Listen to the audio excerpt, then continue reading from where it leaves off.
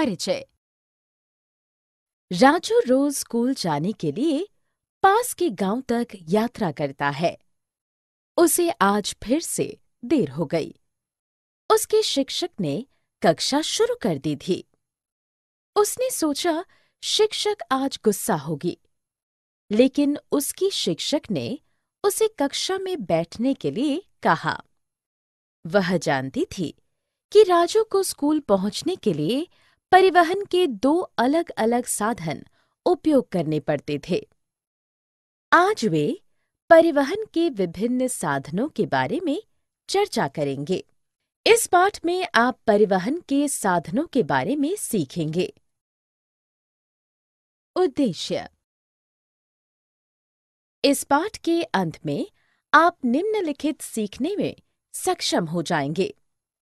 परिवहन के विभिन्न साधनों के बारे में सीखना, रेलवे और बस टाइम टेबल के बारे में चर्चा करना। परिवहन के साधन। परिवहन के विभिन्न तरीके होते हैं। हम या तो भूमि से या जल पर या वायु से यात्रा कर सकते हैं। भूमि परिवहन। अतीत में परिवहन का केवल एक तरीका था, वह था भूमि पर परिवहन। हम पैदल यात्रा करते थे। बाद में पहिए का आविष्कार हुआ।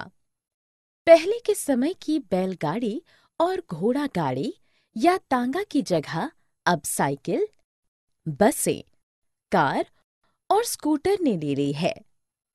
वह स्थान जहां से बस शुरू होती और रुकती है, उसे बस डिपो या बस स्टैंड कहा जाता है। ट्रेन लोगों और भारी भरकम सामानों को लंबी दूरी तक ले जाती है। भारत में विश्व का दूसरा सबसे बड़ा रेल नेटवर्क है। जल परिवहन। नाव, जहाज, स्टीमर और पनडुब्बियों को जल परिवहन में शामिल किया जाता है। नाव और जहाज़ों का उपयोग लोगों और सामानों को ढोने के लिए किया जाता है। जल पर छोटी दूरियों की यात्रा करने के लिए फेरी का उपयोग किया जाता है। मालवाहक जहाज़ों का उपयोग तेल के टैंकर और मशीनों जैसे सामानों का परिवहन करने के लिए किया जाता है। वायु परिवहन। वायु परिवहन में वायुयान और हेलीकॉप्टर शामिल होते हैं। ये परिवहन के बहुत तेज साधन हैं। यह परिवहन के दूसरे साधनों की तुलना में बहुत महंगा होता है। वह जगह जहां से वायुयान उड़ान भरता और उतरता है, उसे हवाई अड्डा कहा जाता है। रॉकेट हमें पृथ्वी के वातावरण के बाहर अंतरिक्ष की यात्रा करने में मदद करता है। Time table.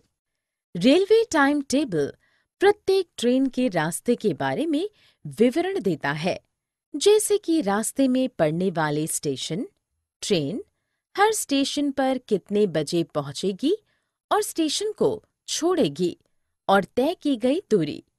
हम रेलवे स्टेशन से रेलवे टाइम टेबल खरीद सकते हैं। बस का टाइम टेबल हमें बस के मार्ग, बस के समय, दूरी और किराए के बारे में बताता है। सारांश।